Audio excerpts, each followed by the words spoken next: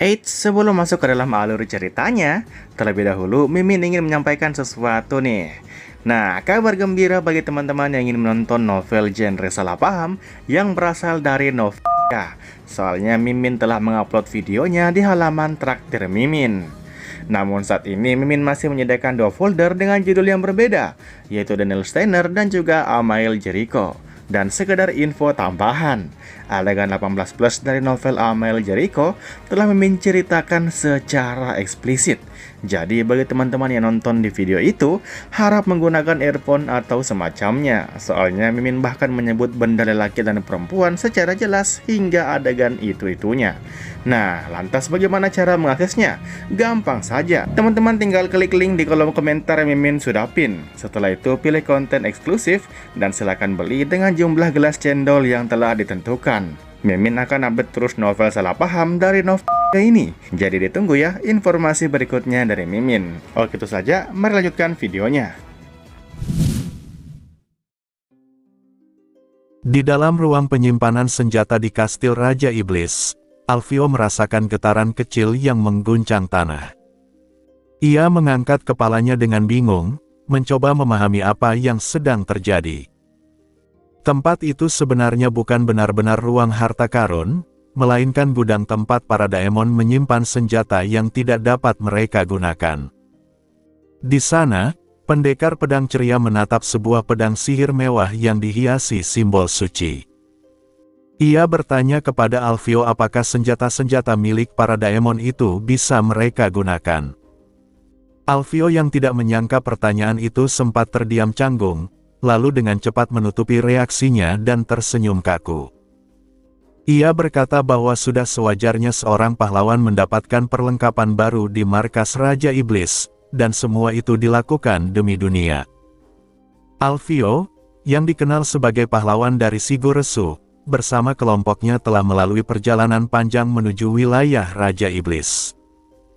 Seperti kisah petualangan yang sering ia baca di kehidupan sebelumnya, mereka sempat diserang oleh tentara bayaran Kolkopo sebelum berhasil membalikkan keadaan.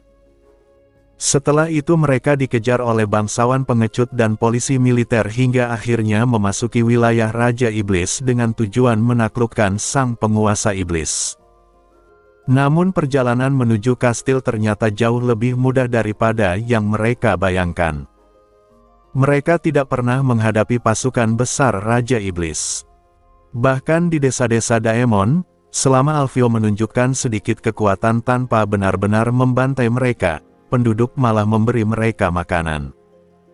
Pasukan Daemon yang mereka temui pun hanya kelompok kecil yang mudah dikalahkan. Masalah terbesar justru datang dari para anggota perempuan dalam kelompoknya yang mengeluh karena Alfio menolak tinggal di desa-desa Daemon sepanjang perjalanan. Saat mereka semakin mendekati ibu kota Raja Iblis, mereka juga tidak bertemu daemon kuat.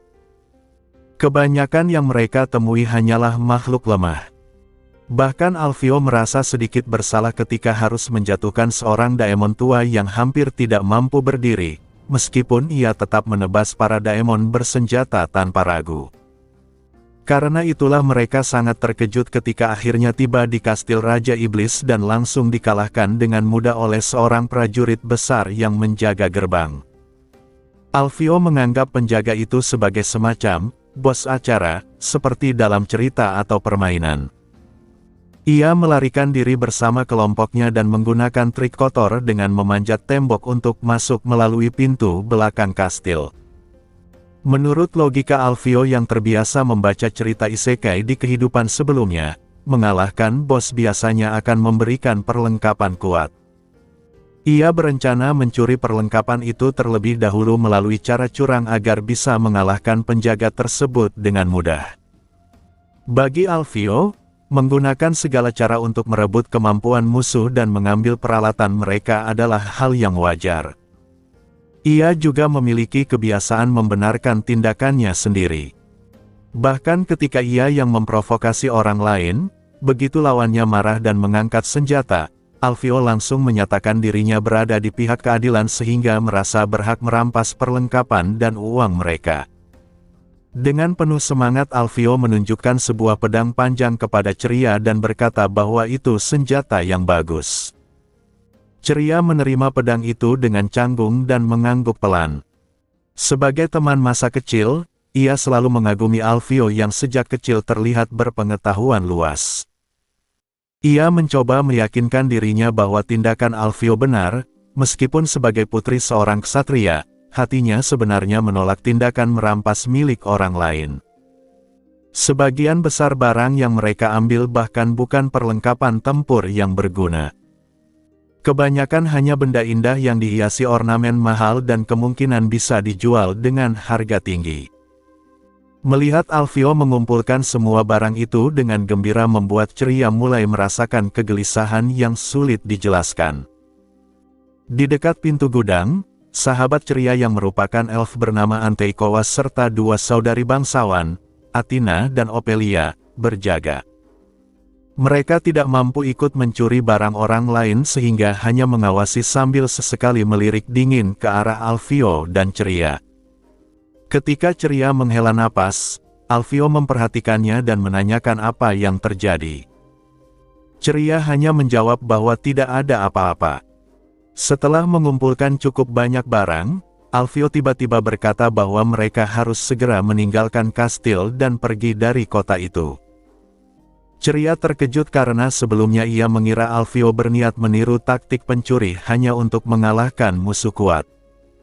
Namun sebelum ia sempat bertanya lebih jauh, mereka semua merasakan sesuatu.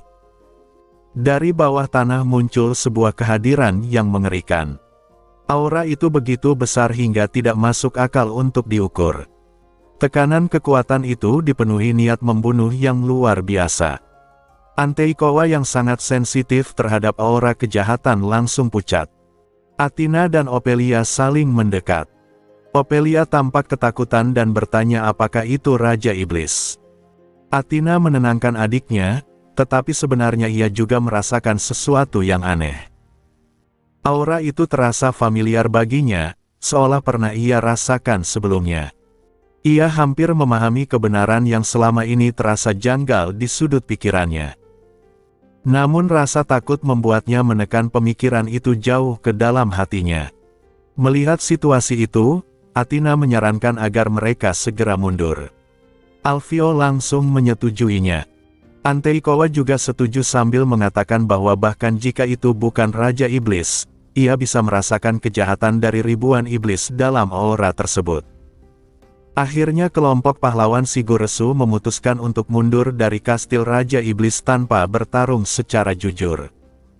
Apakah keputusan itu membawa keberuntungan atau justru malapetaka bagi dunia? Tidak ada yang mengetahui jawabannya.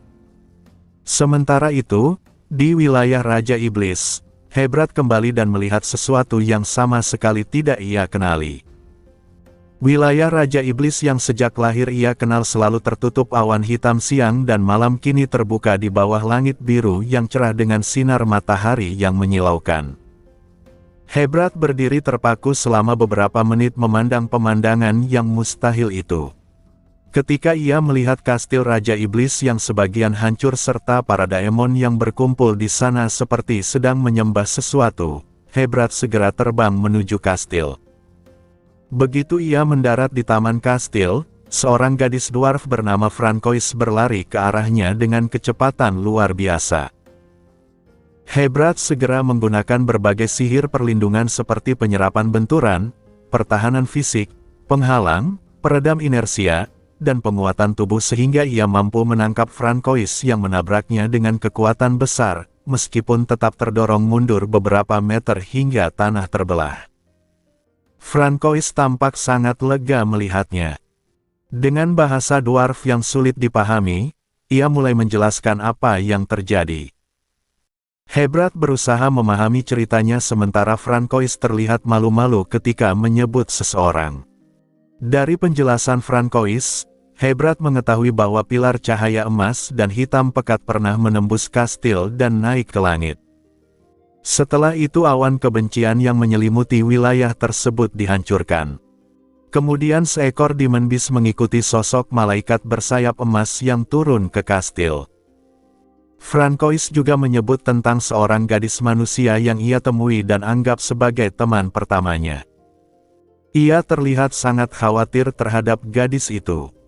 Hebrat merasa bahagia karena Francois akhirnya memiliki teman seusianya, tetapi sebagai sosok yang seperti ayah baginya, ia juga merasakan kesepian melihat gadis itu tumbuh. Namun ia menilai kastil mungkin berbahaya. Ia memerintahkan Francois untuk keluar dan memeriksa keadaan rakyat, sementara ia sendiri masuk ke kastil untuk memastikan situasi. Francois sedikit sedih, tetapi akhirnya menurut. Ia mengangguk dan berjalan menuju gerbang kastil sambil membawa gajah kesayangannya yang ketakutan. Hebrat menatap punggungnya dengan perasaan hangat sebelum akhirnya memusatkan pikirannya kembali. Menurut cerita Francois, seekor Demon Beast dan sosok malaikat emas telah turun ke kastil setelah menghancurkan awan kebencian. Hebrat tidak mengetahui siapa mereka, tetapi ia harus memastikan tujuan mereka terhadap seluruh ras Daemon. Dengan tekad itu, Hebrat melangkah masuk ke dalam kastil Raja Iblis untuk mencari kebenaran. Eurusia kembali ke kastil Raja Iblis karena ada sesuatu yang harus ia lakukan.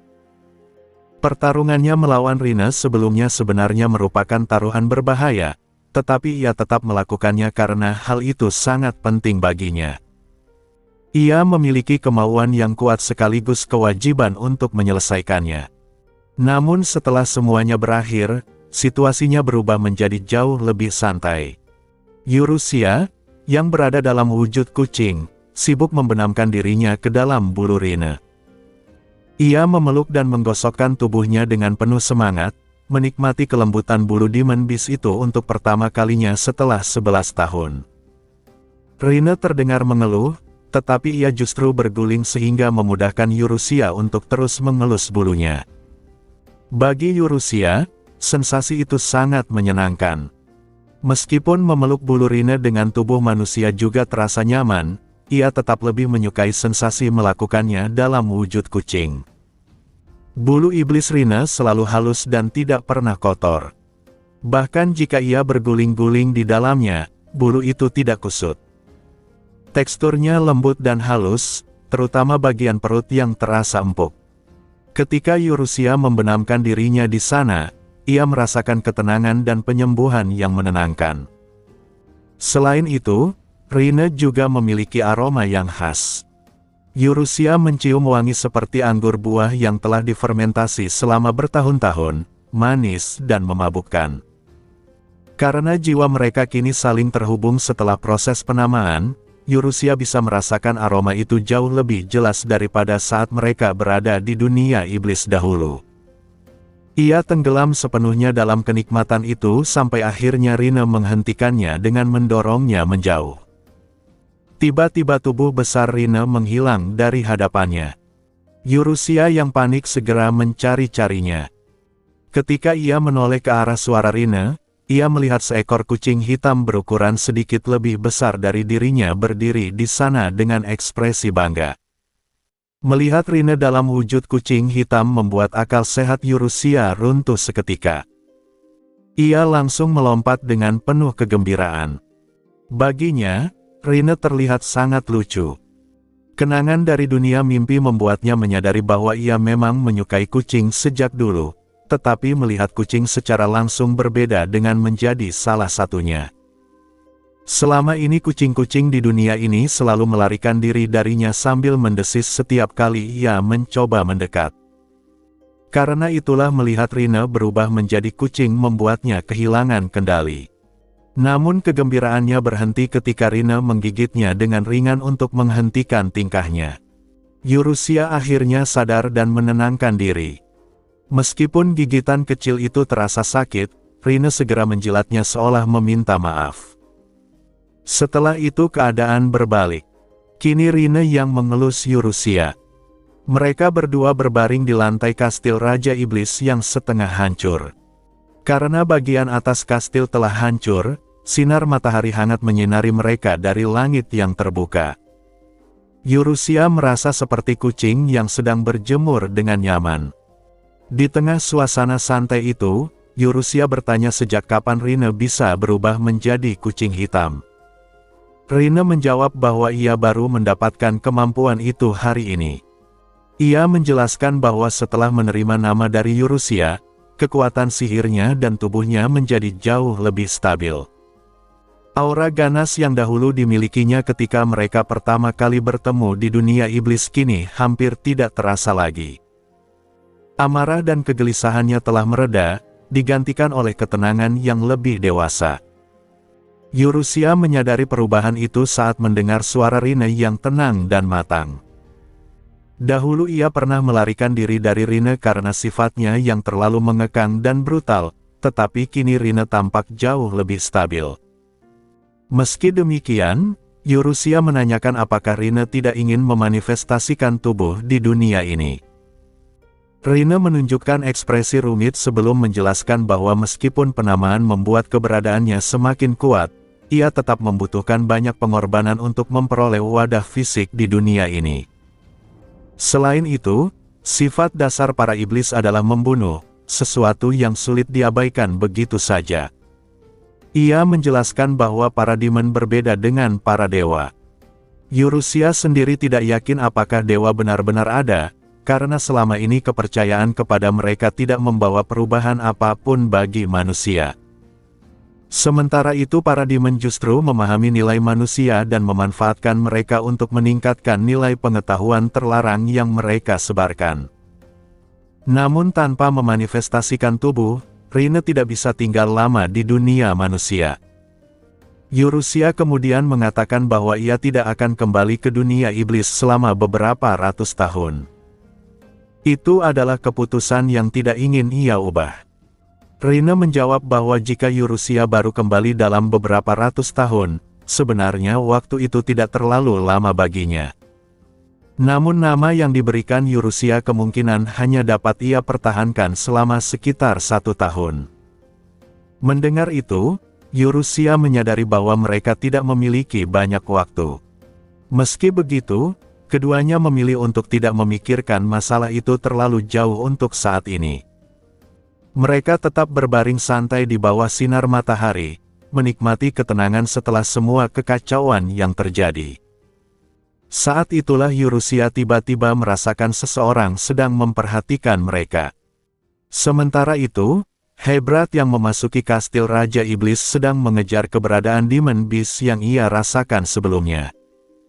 Namun aura kemarahan yang dulu terasa kini telah menghilang dan digantikan oleh ketenangan yang jauh lebih dalam. Hebrat merasa bingung dengan perubahan itu. Selain kehadiran Demon Beast, ia juga merasakan keberadaan lain yang berada sangat dekat dengannya. Menurut laporan Francois, makhluk itu adalah sosok malaikat emas yang kini dipuja oleh para daemon. Namun meskipun tidak memancarkan niat jahat secara langsung, keberadaan itu terasa sangat mengerikan dan tidak wajar. Hebrat tidak tahu apakah makhluk itu malaikat atau iblis, tetapi ia merasa bahwa keberadaan itu setara dengan Demon Beast dalam tingkat bahaya. Ia menyadari bahwa jika ia salah bertindak, seluruh wilayah Raja Iblis bisa hancur.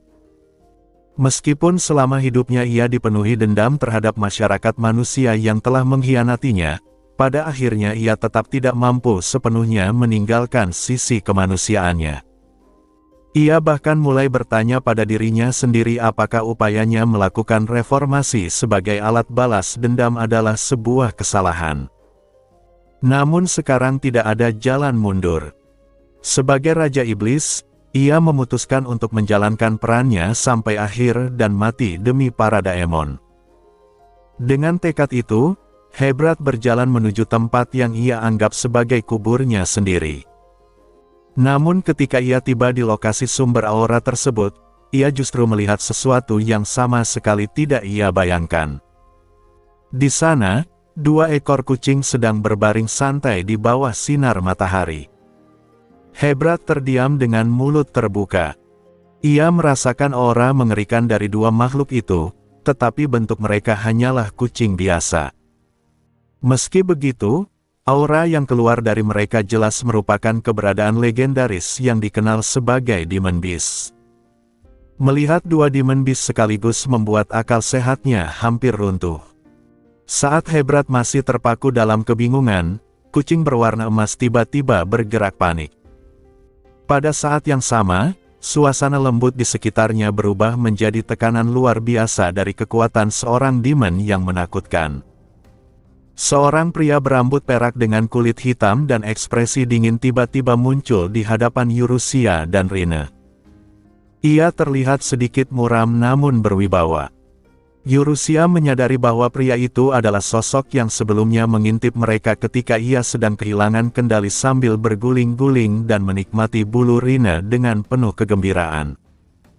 Kenangan bahwa dirinya terlihat dalam keadaan memalukan membuat Eurusia sedikit malu, tetapi karena ia tidak menyamar atau berbohong tentang keberadaannya, ia merasa tidak perlu terlalu khawatir.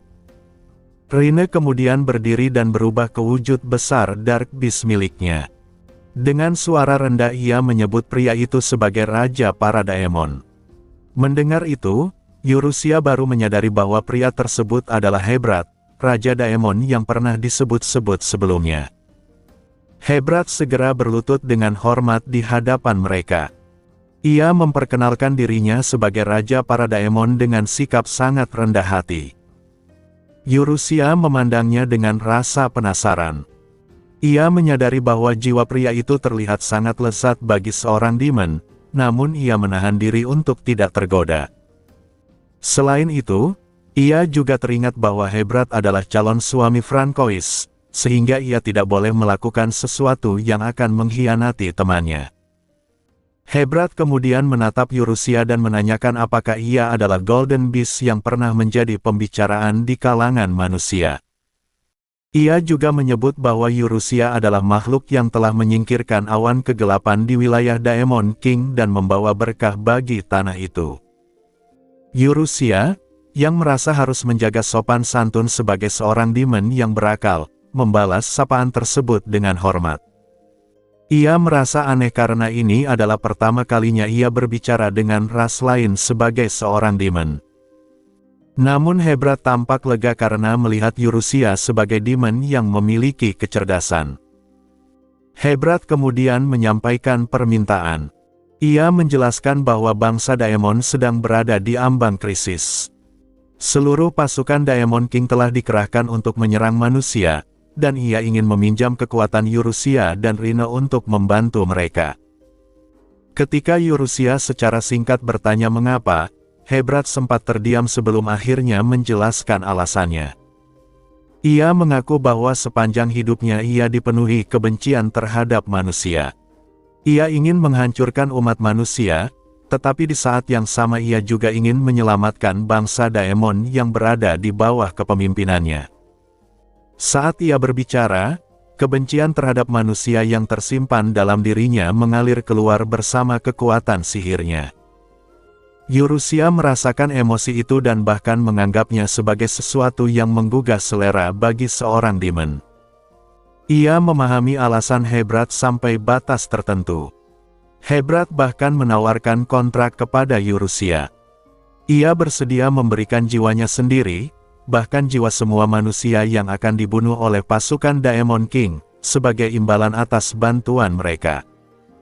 Namun Eurusia menolak. Hebrat terkejut dan bertanya mengapa. Ia bahkan mencoba meningkatkan tawaran tersebut dengan menawarkan lebih banyak jiwa manusia. Namun Eurusia menjelaskan bahwa ia tidak dapat menerima kontrak tersebut. Menurut Eurusia, jiwa manusia di dunia ini pada dasarnya sudah menjadi miliknya sejak awal. Dunia ini bagi dirinya seperti ladang makanan yang bisa ia panen kapan saja. Ia tidak tertarik menerima banyak jiwa manusia yang murah dalam jumlah besar jika itu berarti menghentikan rencananya sendiri dalam membesarkan nilai jiwa-jiwa tersebut. Mendengar jawaban itu, Hebrat justru tertawa. Ia menyimpulkan bahwa jika Eurusia benar-benar demon seperti yang ia katakan, maka suatu hari manusia pasti akan hancur juga. Dalam pandangannya, manusia dan Daemon hanyalah ternak bagi makhluk seperti Eurusia. Hebrat kemudian kembali berlutut dan menyatakan bahwa ia menyerahkan jiwanya kepada Eurusia tanpa penyesalan. Namun Eurusia menolak memakannya. Ia menghentikan Rine yang tampak memperhatikan situasi itu dengan tatapan singkat, lalu mengatakan kepada Hebrat bahwa sebagai seorang pria ia memiliki kewajiban untuk membuat wanita di sekitarnya bahagia. Maksudnya jelas mengarah pada Francois. Hebrat terkejut mendengar kata-kata itu. Ia semakin yakin bahwa Eurusia bukan hanya sekadar demon beast biasa. Dalam pandangannya, Eurusia lebih menyerupai dewa bagi bangsa Daemon. Eurusia merasa sedikit malu dengan pujian tersebut, apalagi ketika Rine menatapnya dengan ekspresi seolah bertanya apa yang sebenarnya sedang ia lakukan. Untuk mengalihkan pembicaraan, Eurusia bertanya apakah Hebrat akan menghentikan invasi pasukan Daemon King. Namun Hebrat menjelaskan bahwa hal itu tidak mungkin. Tanah tempat bangsa Daemon tinggal telah lama menjadi tandus. Selama ribuan tahun tanaman tidak pernah tumbuh dengan baik karena unsur Daemon yang memenuhi tanah. Tanpa menyerang manusia, bangsa Daemon hanya akan mati kelaparan. Mendengar itu, Eurusia menyadari bahwa keadaan mereka jauh lebih buruk dari yang ia bayangkan. Setelah berpikir sejenak, ia menyatakan bahwa masalah itu bukanlah sesuatu yang sulit baginya. Ia kemudian berjalan menuju dinding besar kastil dan mulai menggambar lingkaran sihir raksasa dengan menggunakan bahasa roh sambil menuangkan kekuatan sihirnya. Lingkaran sihir itu adalah hasil penelitiannya sendiri, lingkaran pemanggilan rumput laut tanpa batas. Dari lingkaran sihir tersebut muncul bayangan hitam yang kemudian berubah menjadi tumpukan rumput laut dalam jumlah luar biasa. Lingkaran itu dapat memanggil rumput laut dari semua lautan di dunia tanpa batas. Eurusia dengan bangga menjelaskan bahwa dengan cara itu masalah makanan bangsa Daemon telah terselesaikan. Hebrat terkejut dan bertanya apakah lingkaran sihir itu bisa dihentikan. Eurusia menjelaskan bahwa lingkaran tersebut menggunakan unsur Daemon di dalam tanah sebagai sumber energi, sehingga hampir tidak mungkin berhenti dengan mudah. Di hadapan tumpukan rumput laut yang besarnya bahkan tidak muat dalam truk besar, Hebrat hanya bisa duduk lemas di tanah. Eurusia kemudian menambahkan bahwa lingkaran sihir itu akan terus bekerja selama ribuan tahun. Jika bangsa Daemon tidak berusaha keras memakan semua rumput laut itu, wilayah mereka bisa saja terkubur oleh rumput laut yang terus bermunculan. Mendengar itu, Hebrat kembali terkejut dan hanya bisa tertawa lemah sambil menjatuhkan tubuhnya ke lantai. Setelah melakukan hal yang menurutnya baik, Eurusia merasa sangat puas. Sementara itu Hebrat hanya bisa bergumam pelan, dan Rine menepuknya dengan lembut menggunakan kaki raksasanya sambil berkomentar bahwa Eurusia tetaplah seorang demon. Beberapa hari kemudian, Eurusia dan Rine tinggal di rumah Hebrat. Eurusia biasanya menemui Hebrat dalam wujud demon beast kucing, tetapi ia juga sempat melaporkan situasi tersebut kepada Francois dalam wujud manusia. Pada suatu hari, atas permintaan Hebrat, Eurusia akan diperkenalkan kepada seluruh bangsa Daemon. Bagi mereka, keberadaan sosok seperti Eurusia hampir seperti seorang dewa atau idola yang mereka butuhkan untuk memperkuat kepercayaan mereka. Eurusia sendiri malah menganggapnya seperti debut seorang idol dan mulai memikirkan lagu apa yang harus ia nyanyikan. Hebrat dengan cepat memohon agar ia tidak bernyanyi atau menari, yang membuat Eurusia sedikit kecewa. Ketika Eurusia akhirnya muncul dalam wujud demon beast kucing dengan sayap terbentang, semua Daemon langsung berlutut dan menyembahnya. Eurusia sebenarnya mengharapkan sorakan meriah, tetapi yang ia dapatkan justru pemujaan penuh hormat. Saat itulah dua pelayannya, Noah dan Fanny, tiba-tiba muncul melalui teleportasi. Mereka langsung berlutut di hadapan Rine setelah menyadari keberadaannya. Noah kemudian menjelaskan alasan mereka datang dengan tergesa-gesa. Pasukan Daemon King yang telah berkumpul sebelumnya sudah mulai bergerak maju, dan Roderick serta Noel telah memimpin kelompok untuk mencari Eurusia. Mereka bahkan telah bertemu dengan kelompok tentara bayaran dan sekitar 500 ksatria manusia, lalu pertempuran pun dimulai. Eurusia terkejut mendengar berita itu. Pasukan Daemon King yang jumlahnya lebih dari 1 juta jelas terlalu berbahaya. Hebrat sendiri tampak panik karena seharusnya tidak ada lagi alasan untuk bertempur setelah situasi berubah. Namun Fanny menambahkan informasi lain. Ia menjelaskan bahwa Tina dan Nia tampaknya sudah tidak bisa menahan diri lagi dan mulai mengamuk di medan perang. Mendengar itu, Eurusia hanya bisa menjerit kaget sambil membayangkan berapa banyak orang yang mungkin akan selamat dari kekacauan tersebut. Seorang pria jatuh ke dalam jurang kemalangan dari puncak kebahagiaan. Sejak kecil ia tidak pernah benar-benar memahami arti kesialan. Ia lahir sebagai anak tunggal dari 2 orang tua yang sama-sama bekerja, hidup tanpa kekurangan secara materi, sehingga ia selalu menganggap keluarganya sebagai keluarga yang sangat normal. Namun perlahan ia menyadari hal-hal yang terasa aneh. Orang tuanya tidak pernah datang ke acara olahraga sekolahnya. Mereka hanya makan bersama sekitar seminggu sekali. Bahkan selama bertahun-tahun mereka hampir tidak pernah benar-benar berbicara sebagai sebuah keluarga. Ia adalah satu-satunya orang yang menganggap rumah itu sebagai keluarga, sementara bagi orang tuanya, mereka hanya sekadar hidup bersama tanpa keterikatan. Jika ia menyadarinya sejak awal, mungkin ia akan mengerti bahwa dirinya sebenarnya tidak bahagia. Tetapi ia tidak pernah memikirkannya seperti itu. Ia tahu bahwa di dunia ini ada banyak orang yang hidup jauh lebih buruk darinya, dan yang terpenting, ada seorang gadis, teman masa kecilnya, yang selalu memperhatikannya. Sejak kecil gadis itu hampir setiap hari membawakannya makan siang. Ia bahkan menjadi orang pertama yang diundang ke rumah gadis itu untuk mencicipi masakan ibunya. Bisa dibilang, pria itu sebenarnya dibesarkan oleh keluarga gadis tersebut. Di rumah itu ada seorang ayah yang baik, seorang ibu yang lembut, serta kakak laki-laki yang usil namun menganggapnya seperti adik sendiri. Mereka bermain bersama di sekolah dasar, mulai menyadari perasaan masing-masing di sekolah menengah, lalu menjadi pasangan saat SMA.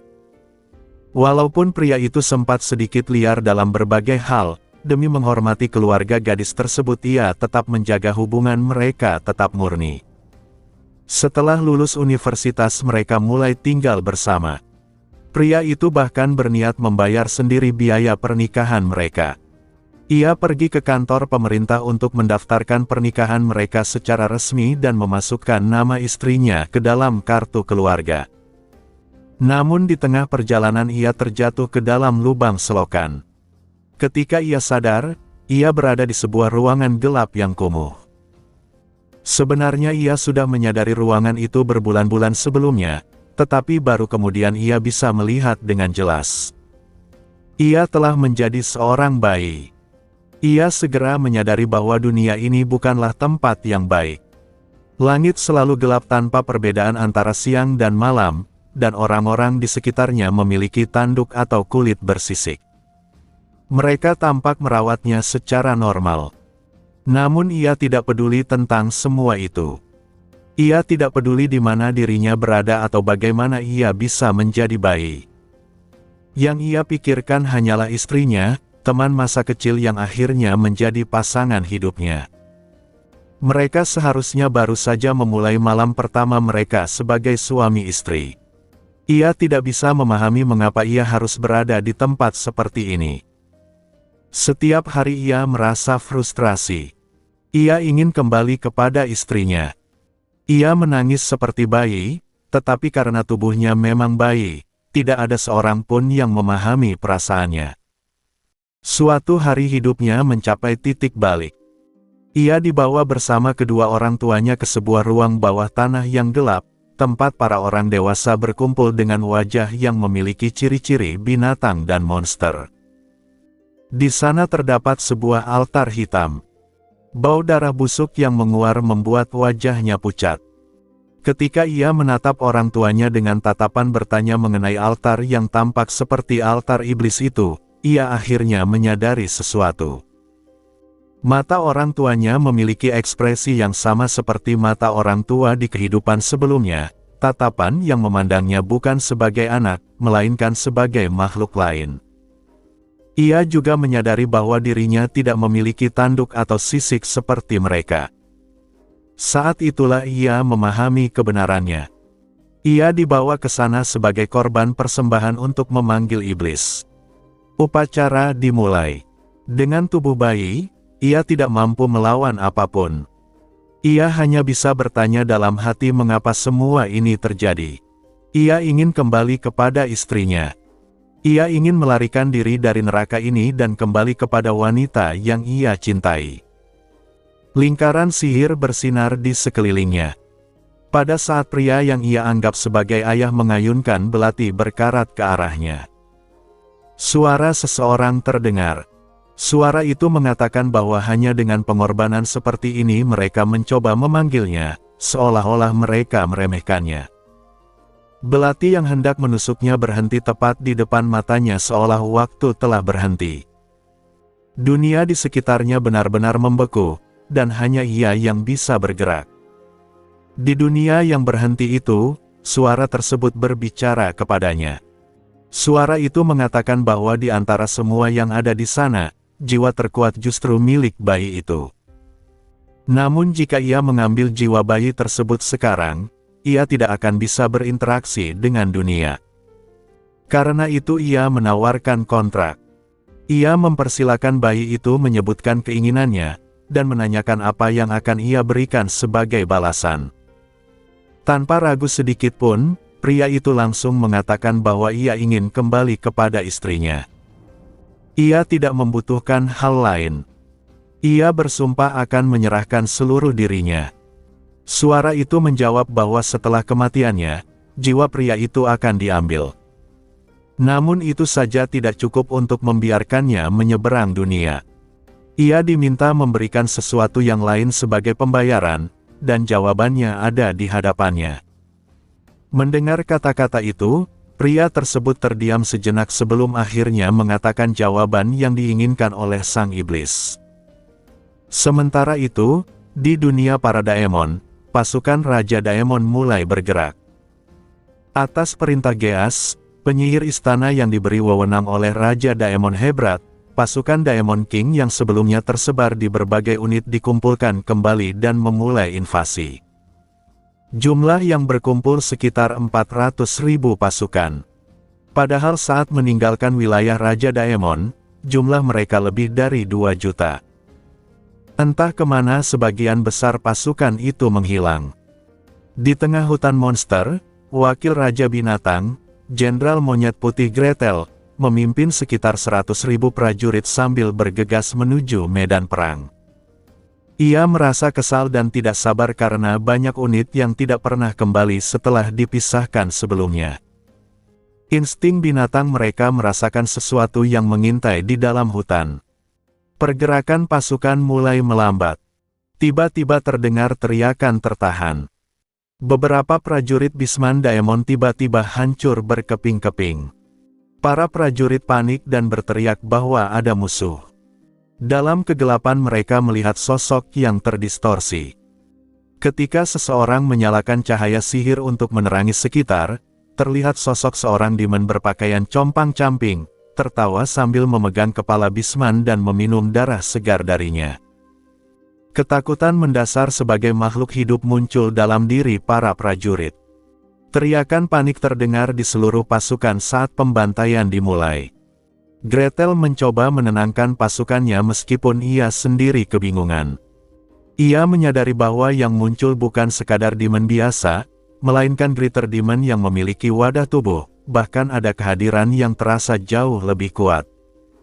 Di hadapannya muncul demon besar yang tubuhnya mirip dengan Jenderal Babi Bisman dari tentara ketiga, Golo. Gretel menyadari bahwa tubuh temannya telah dijadikan wadah oleh demon. Dengan kemarahan besar ia mengayunkan kapak perangnya untuk membalas kematian temannya. Namun demon itu menghancurkan kapak tersebut dengan mudah, lalu menembus dada Gretel dan memakan jantungnya yang masih berdetak sambil menikmati keputusasaan dan kebencian yang terkandung di dalamnya. Pada saat itu terdengar suara ringan seperti potongan kecil. Dalam sekejap, Demon dan tubuh Gretel hancur menjadi potongan-potongan kecil. Sebuah tebasan emas membelah malam, dan seorang gadis muncul dari kegelapan. Gadis itu adalah Nia. Dengan suara santai seperti kakak perempuan yang menegur adiknya, ia berkata bahwa mereka hanya boleh memakan satu jiwa sebagai camilan setiap hari. Mendengar suaranya, semua Greater Demon di sekitar langsung menegang dan berdiri tegak. Jumlah Daemon yang diubah menjadi vampir oleh Milaen lalu dipindahkan ke bawah komando Nia mencapai ribuan. Dengan menggunakan banyak jiwa, mereka bahkan berhasil menciptakan ribuan new type Greater Demon. Namun Nia tidak memiliki kesabaran untuk mendidik mereka satu persatu. Bersama Tina, ia membagi sekitar 1.500 demon dan membawa mereka ke sini untuk latihan lapangan sekaligus mengumpulkan jiwa. Nia kemudian memerintahkan semua demon untuk berhenti bergerak dan mengatakan bahwa makanan bagi anak-anak nakal adalah pasukan di depan mereka. Mendengar itu, para demon langsung panik. Semua ekspresi kesenangan menghilang dari wajah mereka, dan ratusan Greater Demon segera bergerak membantai pasukan tersebut. Ransum untuk pasukan demon milik Nia adalah 15 kg rumput laut kering dan 1 ekor gurita, sementara camilan mereka hanyalah 1 jiwa. Para demon bahkan saling mengeluh bahwa mereka mulai bosan makan rumput laut, meskipun dibandingkan kelompok Tina yang tidak mendapatkan gurita, mereka masih lebih beruntung. Beberapa bahkan mengatakan bahwa mereka lebih menyukai Fanny karena jika mereka bekerja keras, mereka kadang diberi Black Candy. Mereka juga mengingat sesuatu yang sangat menakutkan. Ketika wajah Eurusia sempat berubah karena pengaruh permata dari segel, para Lesser Demon yang egonya lemah berkembang biak dan dipaksa memakan rumput laut yang tampak seperti mimpi indah bagi mereka. Berkat pengelolaan makanan oleh Noah, para Demon akhirnya berhenti mengeluh tentang ransum mereka. Dengan cara seperti itu, di dalam kegelapan dan ketakutan, jumlah pasukan Raja Daemon terus berkurang secara diam-diam. Alfio bertarung di garis depan bersama rekan-rekannya saat pasukan Raja Daemon menyerang. Dengan dukungan sihir suci dari Anteikowa yang memperkuat pedang suci miliknya, Alfio menggunakan teknik pedang yang pernah ia pelajari dari seorang lelaki tua di hutan Siguresu, sebagai imbalan 50 kubis Cina, untuk menebas 2 raksasa bertanduk yang menghadang mereka. Di sisi lain, Ceria sedang dikejar oleh seorang perwira pasukan Daemon bersama sekitar 10 prajurit. Popelia membantu dengan melemparkan sihir tombak petir yang melumpuhkan tubuh para prajurit Daemon, membuat otot mereka kehilangan kekuatan. Athena segera menyusul dengan bola api yang membakar para prajurit yang sudah tidak bisa bergerak. Ketika perhatian Komandan Daemon teralihkan oleh serangan tersebut, Ceria memanfaatkan kesempatan itu dan menusukkan pedangnya langsung ke jantung sang komandan. Mereka berhasil mengalahkan musuh, namun reaksi para anggota kelompok terasa dingin. Alfio yang bekerja keras dengan penuh semangat berharap mendapatkan pujian, tetapi respons yang ia terima sangat hambar.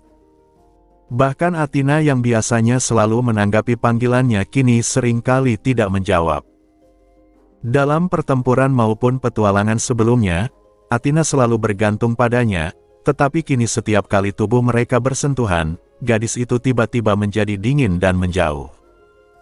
Alfio mulai bertanya-tanya apakah ia pernah mengatakan sesuatu yang salah. Ia merasa seolah takdirnya telah berubah arah di suatu titik. Ia mencoba mengingat kembali kejadian-kejadian sebelumnya. Saat mereka dikejar para penjaga di Kolkopo, Anteikowa sempat pucat ketakutan. Ketika mereka mencari barang di kastil Raja Daemon, sikap Ceria juga mulai berubah aneh.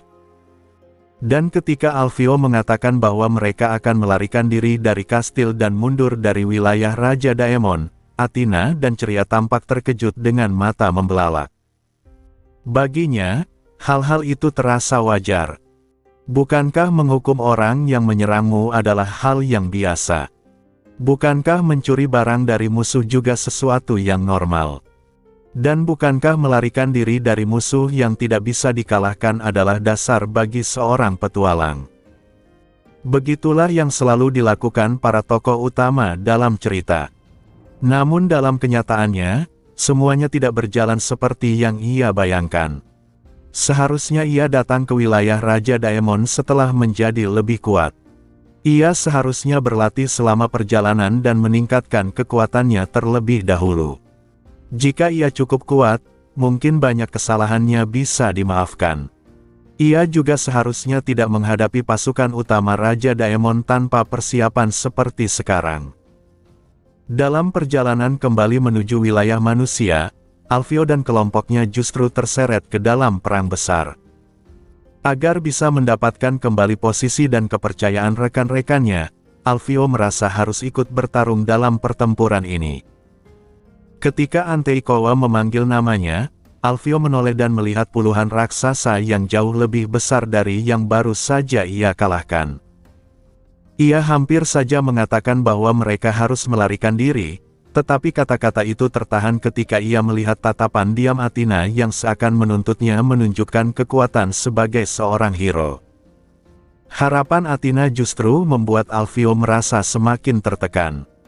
Di hadapan mereka terdapat sekitar 10.000 pasukan Raja Daemon, sementara manusia yang bertarung hanya sekitar 1.300 orang.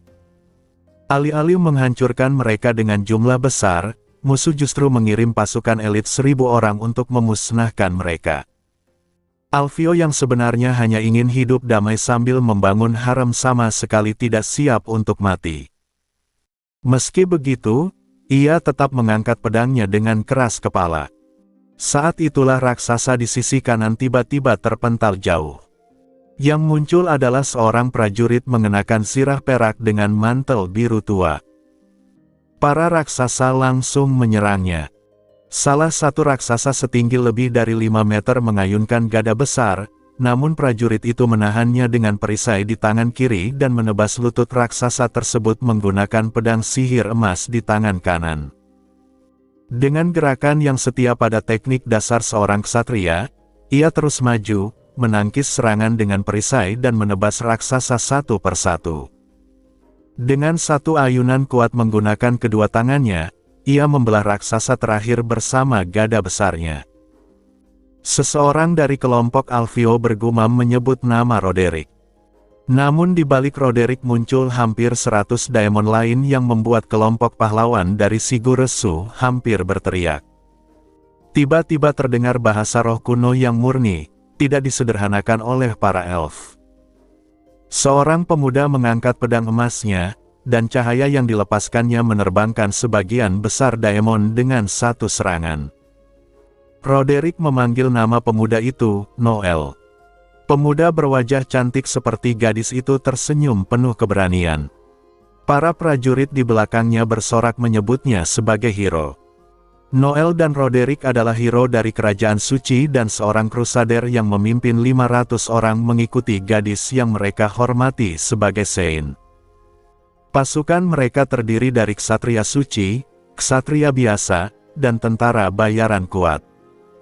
Jika menghadapi pasukan Raja Daemon secara langsung, seharusnya mereka kalah karena perbedaan jumlah.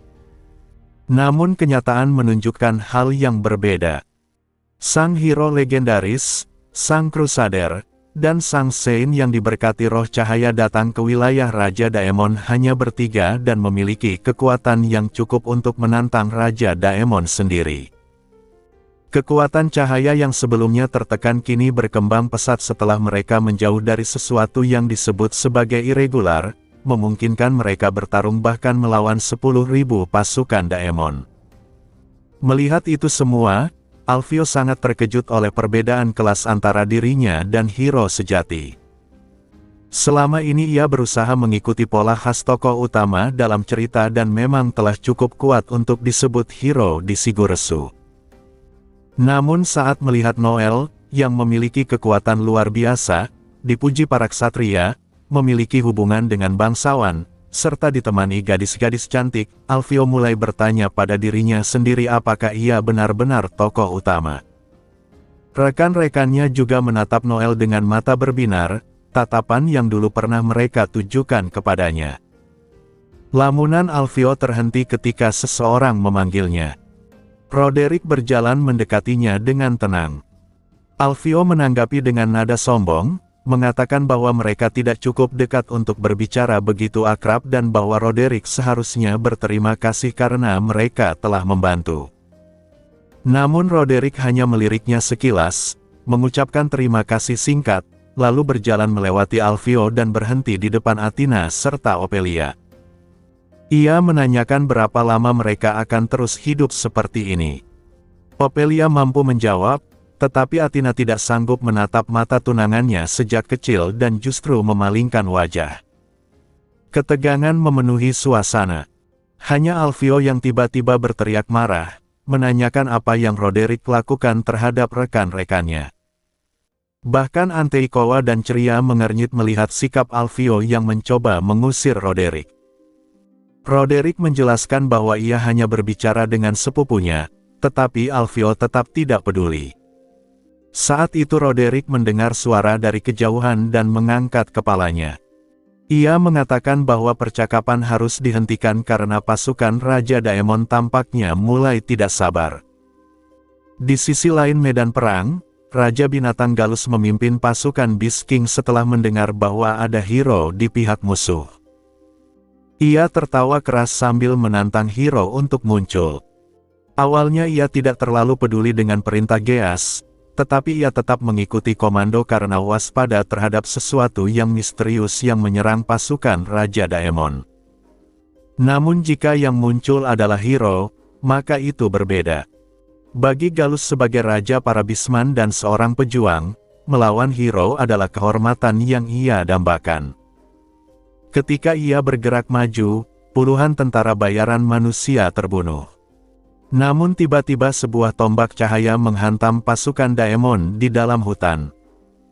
Serangan cahaya itu membantai ratusan Daemon sekaligus, dan seorang pemuda berdiri di hadapan Galus. Pemuda itu adalah Noel. Galus berseru penuh semangat melihat hero di depannya.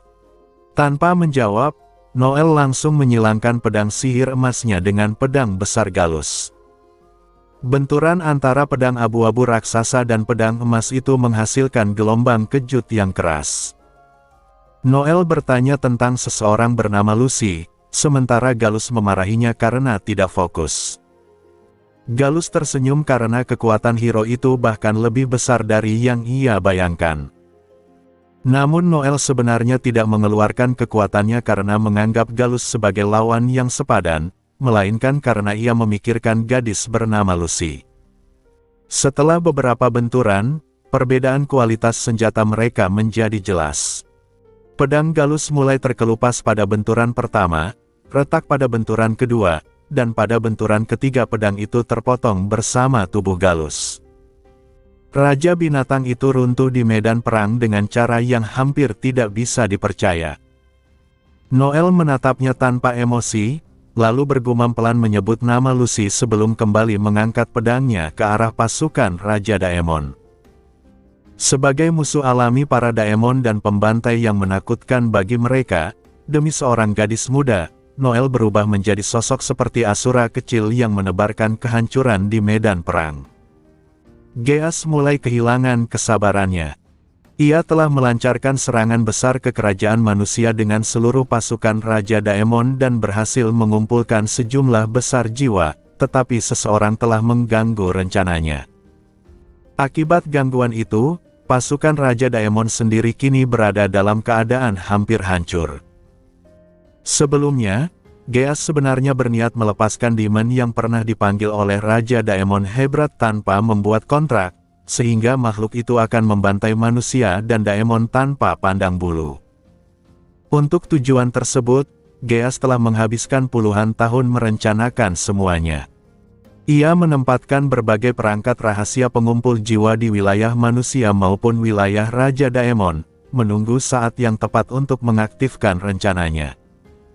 Namun rencana itu membutuhkan jumlah jiwa yang sangat besar. Ia tidak mengerti tujuan dari vampir kuat dan para musuh misterius yang telah mengganggu operasinya. Semua rencananya runtuh bahkan sebelum benar-benar mencapai puncaknya. Pasukan manusia yang mereka temui memiliki jiwa yang bernilai tinggi, terutama para ksatria. Oleh karena itu, Geas mengirim 10.000 prajurit untuk mengumpulkan jiwa-jiwa tersebut secara efisien. Namun entah mengapa pasukan itu justru sedang dihancurkan. Dengan kesal Geas melirik sesuatu di sudut pandangannya. Di sana terdapat sebuah penghitung yang hanya bisa ia lihat sendiri. Angka yang tersisa adalah 001. Ketika ia menuangkan 100 jiwa yang telah dikumpulkannya ke dalam penghitung itu, angka 3 digit tersebut berubah menjadi 002. Meski ia memasukkan 100 jiwa sekaligus, penghitung itu hanya bertambah 1. Mengingat jumlah jiwa yang ia miliki terbatas, ia tidak bisa menggunakannya secara sembarangan. Saat itulah ia melihat sesuatu yang bersinar di tengah medan perang. Cahaya itu perlahan semakin terang, menembus pusat pasukan Raja Daemon yang berjumlah hampir 400.000. Cahaya itu adalah gelombang kekuatan suci. Geas segera menyadari bahwa itu adalah seorang hero. Bagi para Daemon, hero adalah rasul cahaya yang dikenal dalam legenda sebagai musuh alami mereka. Jika cahaya itu benar-benar berasal dari seorang hero, maka situasinya akan menjadi bencana. Demon yang pernah berhubungan dengannya mengatakan bahwa nilai jiwa bagi para demon ditentukan oleh seberapa kuat emosi yang terkandung di dalamnya. Cinta, kebencian, kesedihan, kemarahan, ketakutan, keinginan, penyesalan, kecemburuan, kebahagiaan, hingga keputusasaan, semua emosi itu memberi rasa berbeda bagi jiwa. Namun cahaya suci milik hero dapat memurnikan semuanya, menghancurkan nilai yang dimiliki jiwa-jiwa itu bagi para demon. Dengan pahit Geas bergumam bahwa mungkin inilah batasnya. Ia memantapkan tekadnya. Para muridnya yang bingung mendekatinya dengan sihir terbang dan memanggil namanya. Namun Geas hanya meminta mereka segera meninggalkan tempat itu tanpa penjelasan.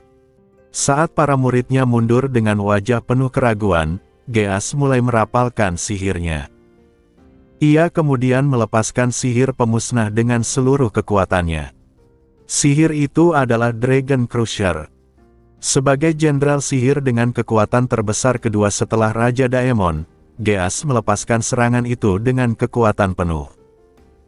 Cahaya dan panas yang sangat besar meledak di medan perang ketika seekor naga cahaya raksasa muncul dari belakang pasukan Raja Daemon. Para prajurit Daemon tercengang saat cahaya yang dilepaskan oleh sekutu mereka sendiri menelan mereka tanpa suara. Angin panas bersuhu tinggi menghantam para penyintas. Setelah itu terdengar jeritan dan teriakan kesakitan ketika hampir setengah dari pasukan Daemon tewas hanya dengan satu serangan tersebut. Geas kemudian mengumpulkan puluhan ribu jiwa yang dipenuhi ketakutan dan kebencian dari para korban. Namun jumlah itu masih belum cukup. Ia tidak memiliki kekuatan untuk melepaskan Dragon Crusher lagi. Ketika ia mencoba menyiapkan sihir area untuk membunuh para penyintas, sebuah pilar cahaya tiba-tiba menjulang ke langit. Dengan terkejut Geas menyadari bahwa seseorang berhasil selamat dari serangan itu. Di sisi lain, Noel memandang medan perang yang telah berubah menjadi tanah hitam hangus dipenuhi tubuh Daemon yang tidak bergerak. Ia menahan dorongan untuk muntah sambil terengah-engah dan jatuh berlutut.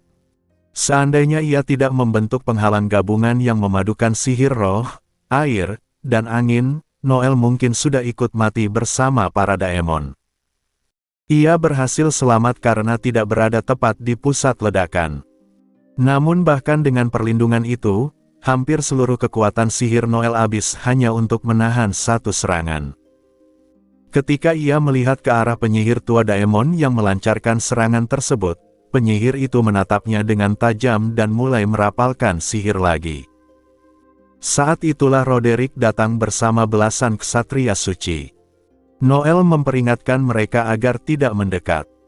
Ketika menoleh ke belakang, Noel melihat para Daemon yang belum mati sedang menggeliat kesakitan. Para tentara bayaran manusia yang khawatir padanya juga mulai mendekat. Noel bersiap dengan pedangnya ketika Roderick tiba di sisinya.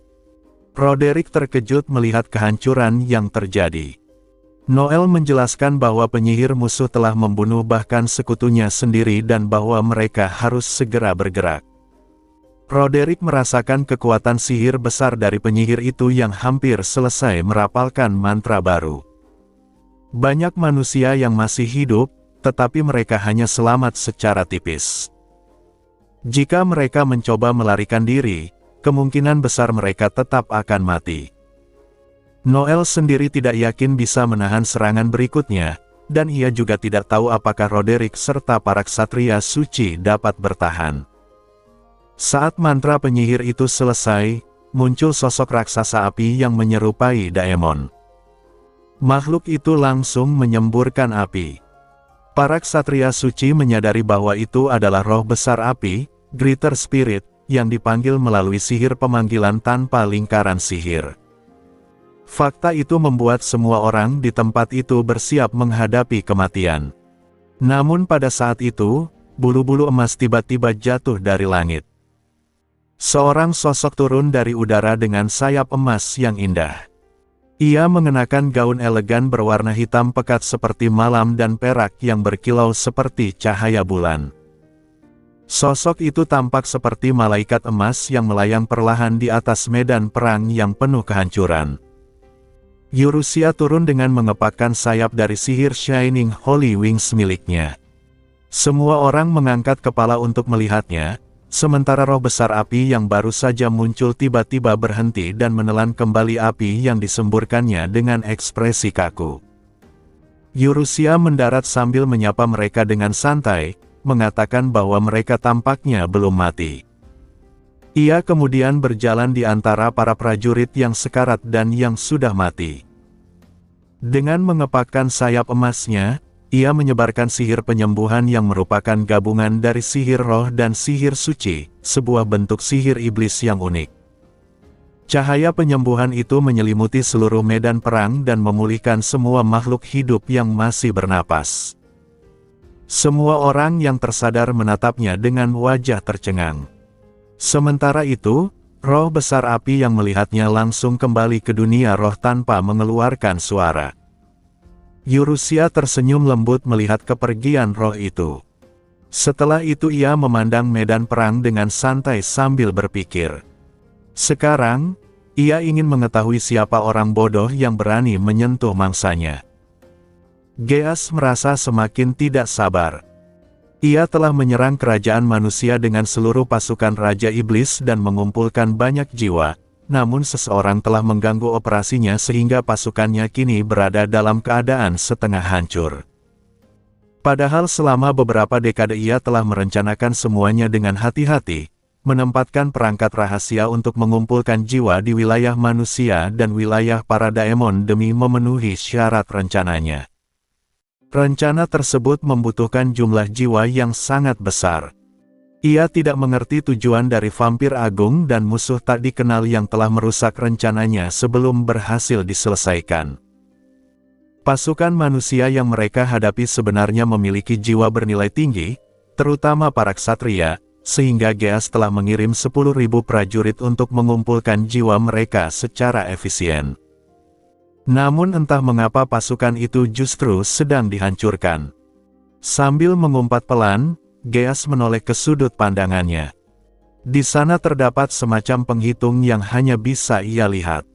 Angka yang tersisa adalah 001. Ketika ia memasukkan 100 jiwa yang telah dikumpulkannya, angka 3 digit itu berubah menjadi 002. Penghitung tersebut hanya meningkat satu angka meskipun ia menuangkan 100 jiwa sekaligus, sehingga ia tidak bisa menggunakannya sembarangan mengingat jumlah jiwa yang dimilikinya terbatas. Saat itulah sesuatu yang bercahaya muncul di tengah medan perang. Cahaya itu semakin kuat sambil perlahan menembus pusat pasukan Raja Iblis yang hampir berjumlah 400.000. Cahaya tersebut adalah gelombang kekuatan suci. Geas segera menyadari kemungkinan terburuk, itu mungkin seorang pahlawan. Dalam legenda para daemon, pahlawan adalah musuh alami mereka. Jika cahaya itu benar-benar milik seorang pahlawan, maka seluruh jiwa yang telah ia kumpulkan bisa dimurnikan oleh cahaya suci tersebut. Jiwa, menurut Demon yang pernah berbicara dengannya, memiliki nilai berdasarkan emosi yang terkandung di dalamnya: cinta, kebencian, kesedihan, kemarahan, ketakutan, keinginan, penyesalan, kecemburuan, kebahagiaan, dan keputusasaan. Semua emosi itu adalah makanan bagi para demon. Namun cahaya suci seorang pahlawan mampu membersihkan semuanya. Merasa telah mencapai batasnya, Geas menguatkan tekadnya. Para muridnya yang kebingungan mendekatinya dengan sihir terbang, tetapi Geas hanya meminta mereka pergi secepatnya tanpa menjelaskan apapun. Sambil mulai merapal sihir, para muridnya mundur dengan wajah ragu terhadap kewarasan sang guru. Dengan seluruh kekuatannya, Geas melepaskan sihir pemusnah tingkat tinggi, Dragon Crusher. Cahaya dan panas yang sangat besar meledak di belakang pasukan Raja Iblis. Seekor naga cahaya raksasa meluncur ke arah mereka. Para prajurit hanya bisa terpaku ketika cahaya sekutu mereka sendiri menelan mereka tanpa suara. Angin panas yang sangat kuat menerjang para yang selamat, dan jeritan kesakitan pun terdengar ketika hampir setengah dari para daemon tewas hanya dengan satu serangan. Geas kemudian mengumpulkan puluhan ribu jiwa yang dipenuhi rasa takut dan kebencian dari korban tersebut. Namun jumlah itu masih belum cukup. Ia sudah tidak memiliki cukup kekuatan untuk menggunakan Dragon Crusher sekali lagi. Saat ia hendak menggunakan sihir luas terhadap para penyintas, sebuah pilar cahaya menjulang ke langit. Ia terkejut karena seseorang ternyata berhasil selamat dari serangannya. Di medan perang yang hangus, tanah telah menghitam dan para daemon tergeletak tanpa bergerak. Noel yang hampir muntah menahan dirinya dengan susah payah. Ia berhasil bertahan hidup karena menggunakan Composite Barrier, yang menggabungkan sihir roh, air, dan angin. Meskipun ia menerobos sendirian ke medan perang, ia selamat karena tidak berada tepat di pusat ledakan. Namun satu serangan itu hampir menghabiskan seluruh kekuatan sihirnya. Saat ia melihat penyihir tua Daemon yang bertanggung jawab atas kehancuran tersebut, penyihir itu menatapnya dan mulai merapal sihir lagi. Roderick datang bersama belasan ksatria suci. Noel memperingatkannya agar tidak mendekat, tetapi Roderick tetap maju. Di sekitar mereka, para daemon yang belum mati merintih kesakitan. Para tentara bayaran yang khawatir terhadap Noel juga telah tiba. Noel mempersiapkan pedangnya ketika Roderick bertanya apa yang sedang terjadi. Noel menjelaskan bahwa penyihir itu telah membunuh sekutunya sendiri. Roderick merasakan kekuatan sihir lawannya yang sangat besar dan menggertakkan giginya. Banyak manusia yang masih hidup, tetapi mereka hanya bertahan di ambang kematian. Jika mereka mencoba melarikan diri sekarang, kemungkinan besar semuanya akan mati. Noel sendiri tidak yakin bisa menahan serangan berikutnya. Bahkan ia tidak tahu apakah Roderick dan para ksatria suci dapat bertahan. Penyihir itu pun menyelesaikan mantranya. Seekor raksasa api raksasa muncul, menyerupai Daemon, lalu menyemburkan api. Para ksatria suci mengenalinya sebagai Greater Spirit Api, roh bencana yang dipanggil dengan sihir pemanggilan tanpa lingkaran sihir. Mendengar nama itu saja membuat semua orang bersiap menghadapi kematian. Namun tiba-tiba bulu emas turun dari langit. Seorang sosok dengan gaun hitam pekat seperti malam dan perak berkilau seperti bulan turun perlahan dengan sepasang sayap emas yang indah. Malaikat emas itu mendarat di medan perang yang kejam. Eurusia turun dari langit dengan mantra, Shining Holy Wings. Semua orang menatapnya dengan tercengang. Bahkan roh api besar itu tampak menahan api yang hendak disemburkannya. Ia menyapa mereka dengan santai dan berjalan di antara para korban yang hidup maupun yang hampir mati. Dengan mantra penyembuhan yang menggabungkan sihir roh dan sihir suci, yang disebutnya sebagai sihir iblis. Ia menyebarkan cahaya penyembuhan ke seluruh medan perang. Semua makhluk hidup yang masih bernapas disembuhkan sekaligus. Semua orang yang terbangun menatapnya dengan wajah terpana. Sementara itu roh api besar kembali ke dunia roh tanpa suara. Setelah memastikan semuanya masih hidup, Eurusia mulai mencari siapa orang yang berani menyentuh mangsanya. Ia berjalan melintasi medan perang sambil meninggalkan bulu malaikat di belakangnya. Kebanyakan manusia selamat, tetapi hanya sekitar setengah daemon yang dapat diselamatkan. Semua orang menatapnya dengan ekspresi kosong karena mental mereka telah melewati batas. Rick menatapnya dengan campuran marah dan lega. Noel memanggilnya dan berusaha berlari mendekat, tetapi beberapa daemon yang masih linglung justru menghunus senjata. Saat itulah seekor kucing hitam jatuh ke bahu Eurusia dari atas, Rine dalam mode kucing hitam. Sedikit saja niat membunuh yang ia keluarkan langsung membekukan seluruh medan perang. Para manusia dan daemon mulai berbisik-bisik, bertanya-tanya apakah Eurusia telah menjinakkan binatang iblis, memanggilnya orang suci, malaikat, atau bahkan monster. Eurusia sendiri merasa beberapa komentar mereka terdengar cukup buruk.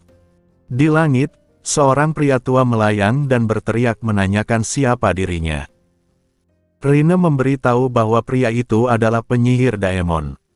Eurusia menyadari sesuatu yang aneh, begitu banyak orang mati, tetapi tidak ada jiwa yang muncul. Seseorang telah mengumpulkan jiwa-jiwa itu. Ia menanyai pria tua itu apakah dialah pelakunya. Tanpa menjawab, pria itu hanya menatapnya. Eurusia kemudian mengumumkan bahwa perang sudah berakhir karena ia telah mencapai kesepakatan dengan Raja Iblis setelah melakukan sedikit persuasi. Semua orang terkejut mendengarnya. Eurusia kemudian terbang hingga setinggi pria tua itu dan melepaskan sedikit kehadiran iblisnya.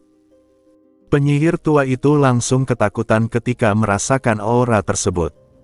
Jiwa pria itu dipenuhi rasa takut, penderitaan, dan keputusasaan yang bagi Eurusia terasa sangat menggoda. Ketika Eurusia tersenyum tanpa sadar, pria itu menjadi gila dan berteriak memanggil demon yang terikat kontrak dengannya agar membuka gerbang ruang dan waktu. Langit berubah warna secara tidak wajar, dan sebuah pusaran hitam muncul dari tanah, menelan segala sesuatu di sekitarnya.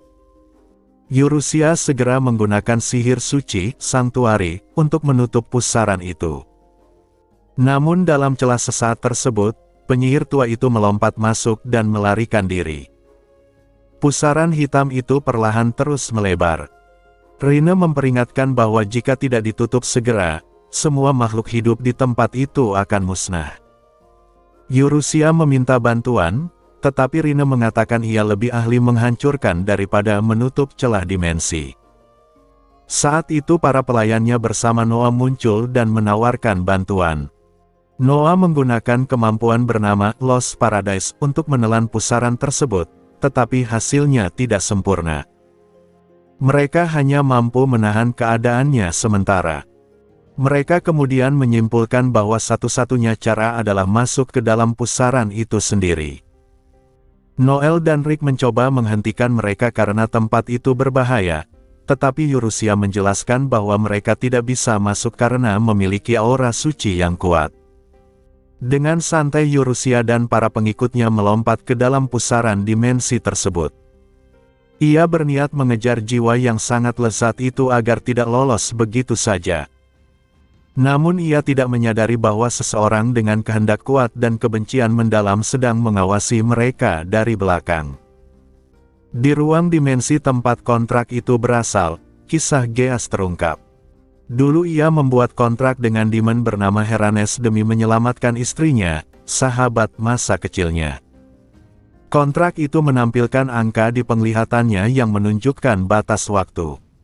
Jumlah jiwa yang harus ia kumpulkan untuk membuka gerbang antar dimensi sangatlah besar. Ketika angka itu mencapai 0, istrinya di masa depan akan menyerah menunggunya dan menikah dengan pria lain. Setiap hari angka itu berkurang 1. Jika ia memasukkan sejumlah jiwa sesuai angka tersebut, waktu akan bertambah. Demi memperpanjang waktu agar istrinya tidak menikah dengan orang lain, Geas menghabiskan lebih dari 1 abad mengumpulkan jiwa dengan segala cara. Kini, di hadapan Heranes, Geas yang telah menjadi tua berlutut sambil menangis. Ia mengaku sudah mencapai batasnya karena tubuhnya tidak memiliki banyak waktu tersisa. Heranes dengan sinis menyarankan agar ia menyerah saja. Bahkan jika istrinya menjadi milik orang lain dan memiliki anak, ia hanya perlu merebutnya kembali. Heranes tertawa panjang, mengetahui bahwa hati Geas sudah hampir hancur oleh keputusasaan yang selama ini ia pelihara. Alfio terdiam ketika Anteikowa, sang elf yang selama ini menemaninya, bertanya apakah ia benar-benar tidak ingin ikut pergi. Alfio tidak mampu menjawab. Pengalaman perang yang baru saja ia alami mengguncang keyakinannya. Ia menyaksikan sendiri kekuatan hero sejati yang menakutkan, sihir berskala besar yang mengamuk, serta sosok Sein sejati yang mampu menyembuhkan puluhan ribu orang dalam sekejap. Gadis yang sebelumnya ia curigai bekerja sama dengan para daemon ternyata justru menjadi penengah perdamaian antara manusia dan daemon, bahkan berani memasuki pusaran hitam yang terasa seperti jalan menuju neraka, tempat yang bahkan tidak berani ia dekati sebagai seorang hero. Dengan ingatan kehidupan sebelumnya yang masih ia miliki, Alfio merasa mustahil untuk menghadapi dunia yang melampaui akal sehat seperti itu. Anteikowa sendiri selama ini disebut sebagai seorang Sein, namun ketika dibandingkan dengan Sein sejati, kemampuannya tampak jauh berbeda. Ia tetap tidak menyadari bahwa dirinya bukanlah sosok yang sebenarnya, sebagaimana Alfio yang juga berusaha menunjukkan dirinya sebagai hero, meskipun kenyataannya ia hanyalah hero palsu. Setelah melihat kenyataan itu semua, Anteikowa akhirnya memutuskan untuk berjalan di jalannya sendiri. Ia melepaskan tangan Alfio yang mencoba menahannya dan mulai membereskan barang-barangnya.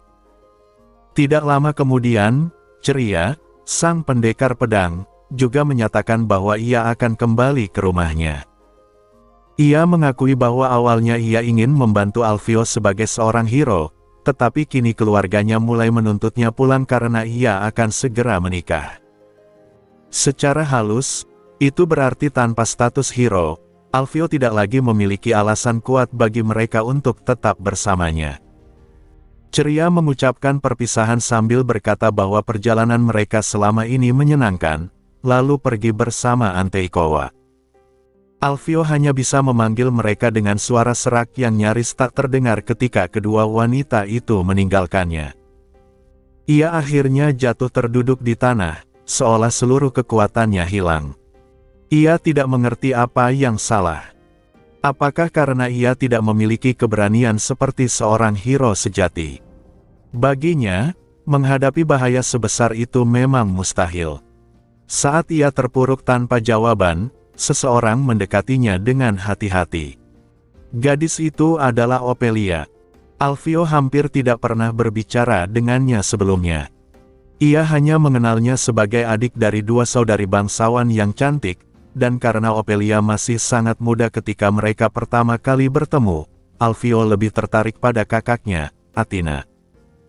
Ophelia selama ini hanyalah gadis yang selalu mengikuti kakaknya, melakukan apa yang disukai kakaknya dan menjauhi apa yang kakaknya tidak sukai. Namun kini justru gadis itulah yang mendekatinya sendirian dan berusaha menghiburnya. Dengan gugup ia berkata bahwa Alfio seharusnya tidak menyerah. Jika ia terus berusaha, mungkin 2 orang yang pergi tadi suatu saat akan kembali. Kata-kata sederhana itu membuat Alfio tersentuh. Untuk pertama kalinya ia merasa benar-benar melihat isi hati Ophelia. Gadis itu canggung, lemah, sederhana, bahkan terlihat bodoh, tetapi hatinya sangat lembut. Perasaan Alfio tiba-tiba meluap. Ia mencoba memeluk Ophelia sambil menangis terseduh-seduh. Ophelia terkejut dan jatuh terduduk sambil berteriak. Dengan wajah penuh air mata, Alfio mengaku bahwa dirinya memang bodoh. Ia berkata tidak apa-apa jika hanya Ophelia yang tersisa di sisinya. Ia bahkan mengusulkan agar mereka pulang, membuka pertanian bersama, mengolah makanan, dan hidup sederhana. Ia berjanji tidak akan membuat Ophelia hidup miskin dan tidak akan pernah berselingkuh, lalu dengan putus asa memohon agar Ophelia mau menikah dengannya. Ophelia yang panik akhirnya menjawab secara refleks, lalu baru menyadari apa yang baru saja ia katakan. Ia memegang wajah Alfio yang menangis seperti anak kecil dan menenangkannya. Alfio akhirnya memperoleh keberanian untuk hidup sebagai manusia biasa setelah melalui 2 kehidupan. Ophelia juga baru teringat bahwa tahun ini Alfio akan berusia 15 tahun, usia yang dianggap cukup untuk menikah. Ia tidak tahu bagaimana reaksi kakaknya jika melihat situasi ini.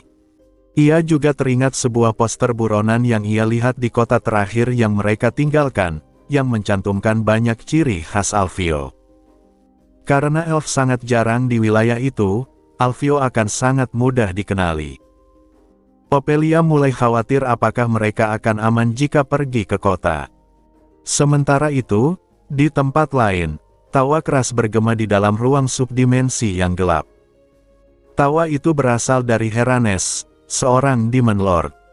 Namun tiba-tiba ia terkejut ketika mendengar seseorang tertawa dengan cara yang sama tepat di sampingnya. Seorang gadis berambut emas berdiri di sana dengan santai, memperkenalkan dirinya sebagai Eurusia. Sikapnya begitu tenang seolah berada di tempat biasa. Di bahunya duduk seekor kucing hitam kecil yang sebenarnya adalah Rine, Demon Beast yang pernah membunuh dan memakan salah satu dari 7 pilar Demon World. Rine menjelaskan bahwa Heranes adalah salah satu dari Demon Lord yang tersisa, meskipun ia termasuk yang paling lemah di antara mereka. Bahkan menurutnya, kekuatannya masih sedikit di bawah Eurusia sendiri. Heranes merasa jengkel dengan sikap santai mereka. Biasanya para Demon Lord memperhatikan dengan serius kemunculan Devil baru yang memiliki nama. Namun situasi ini sangat tidak biasa.